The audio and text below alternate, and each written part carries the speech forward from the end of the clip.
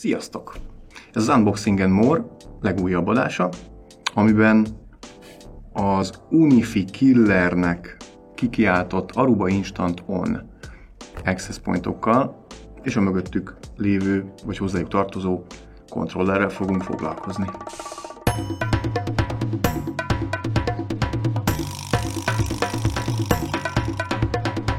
Na lássuk, mi is az a Aruba Instant On. Ugye az Aruba azért hozta létre ezt a termékcsaládot, hogy kifejezetten a low-cost multi-AP rendszereknek kínáljon alternatívát. Nem véletlenül az Unifi ebben az egyik Ubiquiti ebben a legsikeresebb a Unifi termékcsaládjával. Hát ennek próbálnak ugye piaci ellenfelet állítani. 5 AP-val indítanak. Switching az nincs Instant On márkanév alatt, ott a normál HP Smart Switcheket lehet hozzá választani. Minden egyes AP Wave 2-es, tehát még mondhatjuk is, hogy az Unifinek a termék kínálatán nagyon sok esetben túl is mutat feature setben. Van 4 beltéri AP-ja és egy kültéri AP-ja. A 4 beltéri AP-ból egy az nem Ceiling Mount, hanem ez a In-Wall AP, vagy asztalra, vagy Desktop AP. Ezeket tárgyaltuk egy korábbi adásunkban, esetleg kattintsatok rá, ott a Cambium Networks Mikrotik és Ubiquiti megoldását taglalgatjuk. És a határvonalak azok tulajdonképpen úgy néznek ki, hogy egyelőre maximum 25 AP-t lehet ilyen access pointokból építeni. Maximum 2 admin csatolható a rendszerhez, 1 év garanciával jönnek az eszközök, és ami itt már előny is a Ubiquitivel szemben, hogy ez viszont kiterjeszthető 3 év Next Business Day cserére. Tehát a Ubiquitin ugye rendszeresen belekerülnek a telepítők abba a problémába, hogy nem tudnak hozzá kiterjesztett garanciát venni, pedig az adott projekt az elvárna egy 3-5 éves fenntartást, és ezt a gyártó nem teszi lehetővé számukra, legalábbis Európában, és ebből adódóan nincs arra mód, hogy tényleg egy 5 éves rendszert átadjunk, és ott biztosak vagyunk arról, hogy ha esetleg egy AP megmegy, akkor másnapra, vagy holnapra, vagy 2 nap múlva lesz egy csereeszköz, és a rendszerünket újra teljes fényében tudjuk tudni. Kliens számban is be vagyunk korlátozva.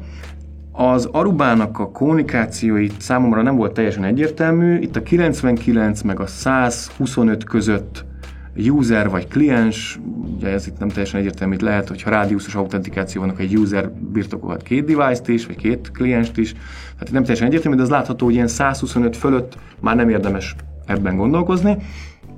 Egyértelműen ugye a kis SOHO és kis középirodai méretekben gondolkozunk.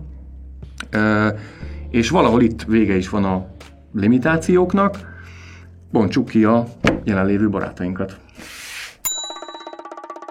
No, hát kezdjük a legkisebb testvérrel. Ő az Aruba AP11 leegyszerűsített nevén. Egyébként, ami nagyon érdekes, és ezt itt érdemes azonnal megegyezni, hogy ez a 303-as AP-nak, ami az Aruba Instant, vagy Aruba nem tudom, Enterprise vonalának a 303-as AP-ja, az tulajdonképpen fogta a kedves gyártó, lecsapta a tetejét, és egy jóval egyszerűbb műanyag borítással ellátta, és szoftveresen lebutította lényegében, de a hardware az maradt. Pontosan ugyanaz a hardware teljesít szolgálatot, ezért is teljesített olyan jól nálunk a teszten. A AP mellett megtalálunk némi leírást, és ez az arubás hagyományoktól eltérően egy olyan csomag, amiben már a tápegység is benne van, ami egy standard PoE táp. Hát a feladója, azt mondjuk, nem biztos, hogy szeretni fogjuk. Nem, ez egy sima, egyszerű tápegység, ami legalább földelt, cserébe csak rendes jackje van.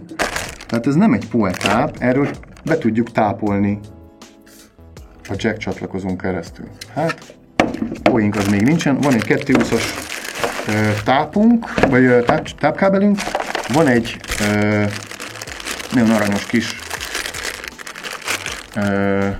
LAN kábelünk, ami ez alapított, ez egyébként szimpi, ezt szeretjük, ha van ilyen nálunk, de inkább telepítéshez alkalmas, mint installációhoz, vagy a telepítés előtti konfighoz esetleg, és kapunk a dobozban szintén nem megszokott dolog, hogy kapunk ilyen montingokat. Az egyik ugye az, amivel az álmennyezeti rögzítést tudjuk megoldani, a másikkal pedig falra tudjuk rögzíteni, és ennek a metodikája is egy ilyen kis szimpatikus, klikkes metódus, hogy ugye beleillesztjük ugye a vezető nódba, és ennyi. És akkor innentől fogva az AP a falon, a plafonon, vagy ahol éppen rögzítve vagyon megfelelő stabilitással. A következő AP-nk, bocsánat, elnézést, a lényeget kihagytam. Ez egy 2x2-es Wave 2-es AP, 5 gigán és 2 gigán és 2x2-es rádióval rendelkezik, ez a belépő szintű modell.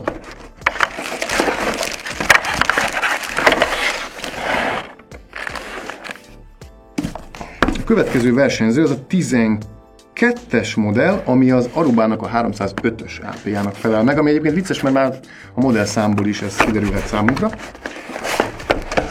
Azonos csomagolás, picivel nagyobb AP, ismét ismerős lehet hátulról, aki telepített már Arubát, hogy ugyanaz a hátlap, egyébként ez egy masszív fém mind a három esetében.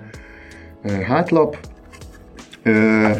hát lényegében ugyanott vagyunk, van hozzá tápegységünk, kétfajta mounting kitünk, kis LAN kábelünk, nem ragoznám tovább. Ez az AP már 3x3-as, tehát az 2x2-es volt, ez 3x3-as, egy lépcsővel fölötte van, és gyorsan ugorjunk is rá a következő jelenlévőre, ami pedig a jelenleg elérhető legfejlettebb Aruba Instant On AP, ami a 4x4-es rádiót kapta meg. Itt is tulajdonképpen egy szép nagy AP előkerül a dobozból, szintén szép fémhátlap, ami nem csak szép, hanem jó is. A vízitelepítéseknél az előkerülhet. Szokásos papíros anyag, és szokásosan a montingok falra, álmennyezeti sínre, LAN kábel, ami tudva lévő, hogy a 15-ös, a legnagyobb AP-hoz már nem lehet poés csomagot kérni, ott külön kell megrendelni a poét hozzá, ami árazását tekintve nem biztos, hogy a legjobb megoldás, ha Arubát választunk. Jóval olcsóbban lehet AF-át és poékat, megbízhatóakat kapni. Itt ugye ennél a termékcsaládnál a költséghatékonyság szempont, tehát ezt csak ezért is említettem meg. Ő pedig lényegében. Mit is tudnak akkor tulajdonképpen az Aruba Instanton AP-k? Mint említettem, ugye le van korlátozva már csak az Aruba Instanthoz is, nemhogy a zászlóshajó Aruba Corporate Wi-Fi megoldásokhoz képest. Tud Corporate és Guest hálózatot kezelni, értelemszerűen VLAN kezeléssel egyben, tehát bármelyik SSID-hoz, ami Guest vagy belső hálózat adott VLAN tudunk társítani. Captive portált akár már az appokon keresztül is tudunk, tehát a később bemutatásra kerülő applikáción keresztül is meg tudjuk szerkeszteni, tehát képet tudunk feltölteni, szöveget beállítani, gomb leírást, nem tudom, felhasználási feltételeket kitölteni, tehát tényleg ez érdekes, hogy már az appon keresztül ezt meg tudjuk csinálni. VPA 2 vagy 3, akár 3, és itt tulajdonképpen elég is vágott elég sok konkurenciának az Aruba. VPA 3-as autentikációt is ismer, amennyiben ugye jelszavakra bíznánk a hálózatunk biztonságát, de Radius autentikációt is ismer. Később megmutatom, de SSID-nként be lehet állítani szárszélséglimitet, valamint későbbi szoftverfrissítéssel jönni fog QoS, tehát csomagütemezés valamilyen szinten. Erre kíváncsi vagyok, hogy a leegyszerűsített csomagütemezés az mit jelenthet, de gondolom ez körülbelül annyit fog jelenteni, hogy streamingre optimalizálok, vagy letöltésre, vagy egyéb dolgokra. És IDS is lesz, tehát ez a Intrusion Detection System az lesz benne, az, hogy ezt mennyire lehet majd preventionre is használni, tehát megelőzésre, tehát hogy tényleg a biztonságra mennyire mennek rá egy instant onnál, az majd a jövő firmware frissítéseiből derül ki. És akkor gyorsan tekintsük át, ha már ugye Unifi meg a Ubiquiti killernek van ugye ez beharangozva, akkor hogyan is helyezkedik el a Ubiquiti bizonyos termékeihez képest. A legegyszerűbb 2x2-es AP, ami már Wave 2-es, azt, hogyha összevetjük a Ubiquiti AC LR-rel, ami csak egy Wave 1-es megoldás, akkor körülbelül egy 8-10%-kal drágább ez. A csomagban megtalálunk mindent, tehát ehhez is van tápegység, mint ott, mindenféle kiegészítő, ami szükséges az installációhoz. A Wave 2 miatt én azt mondanám, hogy ez a fajta ár többlet, ez bőven megfizethető. Az AP12, ami a 3x3-as változat, azt már a Nano HD árába kell betenni, ott a Nano HD is már egy Wave 2-es AP, igaz 4x4-es 5 GHz-en, viszont 2 GHz-en csak 2x2-es a Nano HD, még itt ugye 3x3-as mindkét rádió, Wave 2-es is, tehát itt már többet kapunk, nem csak a Wave 2-vel, hanem 2.4-en is egy chain-nel, pontosabban egyszer egy chain-nel. Itt is egy 8-10%-kal drágább ez, mint a vonatkozó Nano HD. Ami nagyon-nagyon jó árazású, az a 4x4-es 15-ös AP 15, mert hogy itt a Nano HD-nál ugyan 20-25%-kal drágább, de igazándiból ez már inkább a Ubiquiti HD, tehát UAP HD ligájában mozog, mert hogy ez 4x4-es, 2.4-en is és 5 gigán is, és viszont annál jelentősen olcsóbb, tehát egy ilyen közel 20-30%-kal olcsóbb, mint a HD. A Nano HD-hoz tudom még hasonlítani, aminél ugye jóval sokkal többet nyújt, annál is ilyen 20%-kal drágább körülbelül. Tehát az AP-k azok körülbelül így helyezkednek el. Van még ugye, mint említettem, 5 AP-ból áll fel a rendszer, van még egy asztali vagy inval kialakítású. Ez ugye az AP11D, ezt az inval HD-hoz hasonlítottam, hát ez az AP11D az 30%-kal drágább, mint az inval HD, szóval ott azért már kezdünk kicsit elcsúszni. A kültéri AP-nál is érdekes a helyzet, mert ott az AP17-es a kültéri AP-ja. Ez a Mesh Pro fölött van 20%-kal árban, de mint tudjuk, a Mesh Pro az AP, aminél van egy jóval olcsóbb Ubiquiti kültéri AP, ami szintén AC-s, és az nem...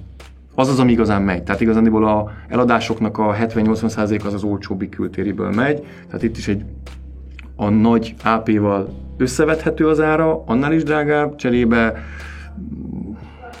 Wave 2-es megint, míg az Ubiquiti megint ott csak Wave 1-es. Szóval látható, hogy ahol drágább, ott többet nyújt, van, ahol azonos ár, van, ahol ugye a legjobb árértékarányú az még jóval olcsóbban is többet nyújt, vagy azonos teljesítményt nyújt. Tehát ez egy érdekes pótméter ugye a termék pozícionálásnál, hogy akkor a feature-ök meg az árak azok hogyan viszonyulnak. Én azt mondanám, hogy tényleg pariban van árazás tekintetében a feature-ök és az árak, azok jól viszonyulnak. Én azt mondanám, hogy tényleg sikerült egy olyan terméket letenni az asztalra az Arubának, ami árképzését tekintve tényleg versenyképes. Akkor lássuk a előbb említett Aruba Instant On applikációjának, vagyis kontrollerének a user interfészét. Tehát, amit itt láthatunk az az, hogy teljesen le van egyszerűsítve minden. Ez a főképernyő, amit most jelenleg láttok. Egy hálózatunk van, bal felől ugye azt mutatja, jobb felől mutatja, hogy 14 kliensünk, utolsó 24-re már 3,71 GB-ot forgalmazott a teszthálózatunk, és 3-ból 3 AP-nk online, ez tulajdonképpen ez a dashboard vagy műszerfal, amin azonnal a legfontosabb információinkat megkaphatjuk. Na nézzük, mit tudunk még itt állítani. Van egy oldalmenü, ez az úgynevezett hamburger menü, ami arra ad lehetőséget, hogy magát a szájtot, amiben éppen a test szájtban vagyunk, ugye a test szájtot menedzseljük, új eszközt adjunk hozzá, vagy új szájtot állítsunk be. A test szájt, vagy site management alatt ugye site nevet tudunk megadni, a adminokat, timezone-t, software update. Ennyi. További lehetőségeink nincsenek. És ha belenézünk, hogy mi a helyzet a hálózatunkba, akkor ugye a zöld lámpácska jelzi, hogy minden rendben van, nem találtunk problémát. Az utolsó alert szeptember 13-ai, ami még az installációkor ugye kibehúzogattuk az AP-kat, ebből adódóan ugye elmentek. Ezt jelzi vissza. Azóta stabilan működik egyébként a hálózat. Az utolsó, igen, 7 napja volt az utolsó restart. És akkor ez az egy networkünk van, ugye láthatjuk, ez a teszt. More options-ben sem láthatunk túl sok mindent. Azért látható, igen, VLAN, access schedule a hálózathoz, bandwidth usage. De a bandwidth usage annyira le van egyszerűsítve, hogy vagy unlimited per SSID, mint ugye említettük korábban, vagy van 25, 10, 5 és 1 megabites lehetőség, tehát itt sem nagyon részletesen tudunk beállításokat eszközölni. Aztán van egy kliens pakkunk, ugye, aki jelen pillanatban fenn van. Itt a kliensekről is ugye lényegében a jelszintjét, hogy mióta van csatlakozva, és hogy milyen OS, MAC address, IP cím, tehát tényleg a legalapabb dolgokat. Azt is látszik, hogy mit forgalmazott az utolsó 24 órában, és hogy jelen pillanatban mit forgalmaz az adott kliens. Applicationsbe. Itt láthatjuk, hogy milyen forgalmat, a layer 7-es szinten szűrve, ugye, vagy applikáció szinten szűrve, láthatjuk, hogy milyen forgalmak mentek át ezen a Wi-Fi hálózaton. Ami érdekes, hogy van adult content kategória is, high security risk kategória, szimpatikus, restricted content, bár nem tudom, hogy mi a, hol tudunk beállítani restriction-öket pontosabban.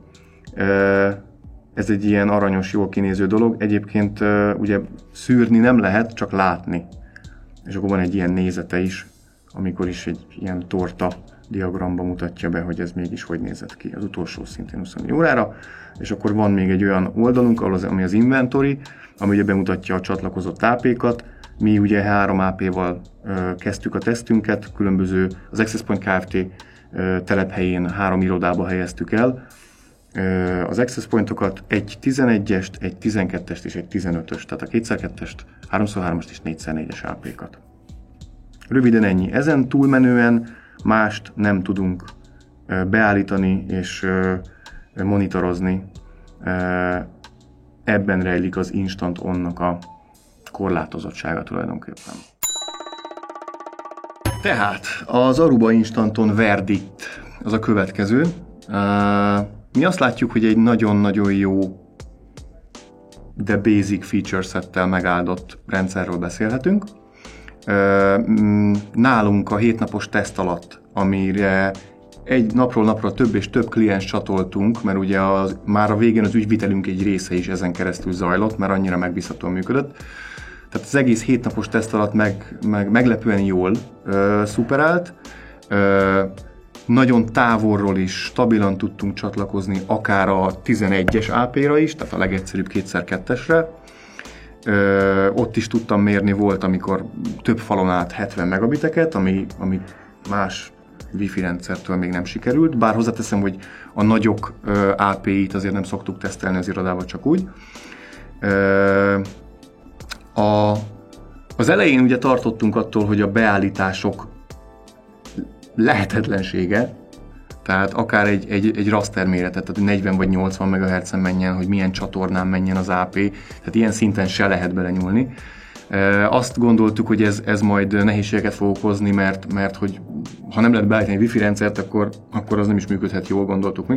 De igazából beállítja magát, nem is kell hozzányúlni, tehát ez visszamutat arra a tényre, hogy ha most egy orvosi rendelőbe, egy közepes kisméretű irodába, egy smart home-ba, egy 2-3 szintes házba akarunk Wi-Fi-t telepíteni, akkor ezek a rendszerek igazán jó megoldást tudnak nyújtani, annak ellenére, hogy szinte semmilyen beállítást nem lehet eszközölni rajtuk. Megbízható, jó Wi-Fi-t ad, és tulajdonképpen ez is a kulcsa az egésznek. Köszönjük a figyelmeteket! Ennyi fért a mai adásba. egy hónap múlva jelentkezünk. Ne felejtsetek el feliratkozni a csatornánkra, ha nem tettétek volna meg, ne felejtsétek el megnyomni a csengőikont, és egy hónap múlva találkozunk. Sziasztok!